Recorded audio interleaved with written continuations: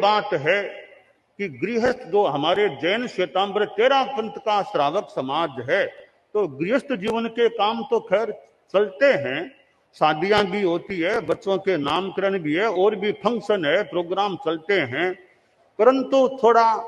हमारी एक जो तेरा पंथी जैन श्वेतांबर तेरा पंथ के परिवारों में जो फंक्शन हो, शादी हो, बच्चों का नामकरण ऐसे और आयोजन हो, तो उनमें थोड़ा ध्यान देना चाहिए कि आपके परिवार की ओर से कोई शादी आदि का प्रोग्राम हो, उसमें शराब की व्यवस्था नहीं होनी चाहिए। हमें इस बात पर ध्यान देना चाहिए। और तो आप गृहस्थ हैं, पर आपके परिवार में शादी है, बच्चे का नामकरण आदि कोई आपके सांसारिक फंक्शन है, तो उनमें ये भोजन खिलाओ, वो साकार, वो एक अलग बात है, अच्छा पेय पिलाए, वो कोई बुरी बात नहीं, परंतु शराब की व्यवस्था फंक्शन में आपको नहीं करनी चाहिए। इससे आपको बचने का प्रयास करना चाहिए, क्योंकि हमारी जो एक संस्कृति है, हमारी एक परंपरा जो चल रही है, गुरु धारणा कराते हैं तो शराब का त्याग करने की बात होती है। तो ठीक है, आप स्वयं मान लो नहीं पीते, पर आपके द्वारा जो फंक्शन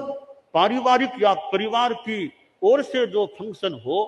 तो उसमें हमारे श्रावकों को उस फंक्शन में अपने परिवार की ओर से जो हो, शराब की व्यवस्था नहीं करनी चाहिए, उससे बचने का हमें ध्यान रखना चाहिए। मेरे जानने में आया, कुछ समय पूर्व कहीं हमारे समाज के परिवारों में कोई शादी का ऐसा प्रसंग आया था, और मुझे जानने में मुझे मिला कि वहां कोई जो भी शादी के संदर्भ में कोई संगीत का जो भी कोई प्रोग्राम हुआ होगा, तो मुझे जानकारी मिली थोड़ी शराब की भी वहां कुछ व्यवस्था हो गई थी। तो ऐसी शराब की व्यवस्था हमारे तेरापन समाज में ऐसे फंक्शन में भविष्य नहीं हो, इसके प्रति हमें जागरूक यानी श्रावक समाज को जागरूक रहना चाहिए। तो फिर भी जो जो बात मेरे ध्यान में आई कि कुछ समय पहले दो परिवारों में जो शादी हुई, आपस में शादी का संबंध हुआ, और शादी के संभवतः संदर्भ में कोई जो भी प्रोग्राम हुआ होगा, गीत का जो भी, तो वहां कुछ शराब की व्यवस्था हो गई थी। तो मैं उन परिवारों के जो मुखिया गृहस्थ हैं उनको सलाह दे रहा हूं कि वो साथ साथ सामायिक कर लें, साथ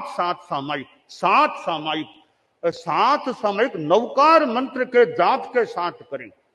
नवकार मंत्र के जाप के साथ वे साथ सामायिक जो उन दोनों परिवारों के मुखिया लोग हैं परिवार में आयोजन करने में, ये जो मुखिया है परिवार के, तो नवकार मंत्र युक्त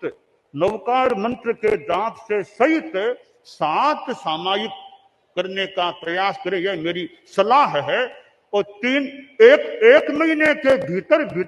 31 मई 2025 तक वे 7 सामायिक संपन्न कर दें। जैसे एक आज कर ली, एक कल, यूं करके कुल 7 सामायिक कर लें, पहली बात। दूसरी बात है, जो वो प्रोग्राम हुआ उसमें हमारे समाज के श्रावक लोग संभागी भी बने हैं, उन्होंने और गलती नहीं की, तो प्रोग्राम में सहभागी रहे हैं। जहां वो शराब की व्यवस्था थी, शराब भले पिया नहीं होगा, पर